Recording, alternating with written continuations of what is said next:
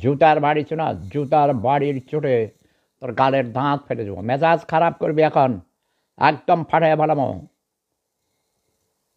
এই শাকিল মাহমুদ, তুমি আসো। আহসান হাবিব হুজুর, এসব হারাম কি আমার? এই তোর দাড়ি রাখছ, তোর দাড়ি কামাইয়া আলকাতরা লাগাই দেবো। তুই এখান থেকে যা, আমার চোখের সামনে থেকে দূর হ শয়তান। ভালোবাসা হারাম? তুই ইসলাম বুঝাস? হারাম দাদা ছোট লোক।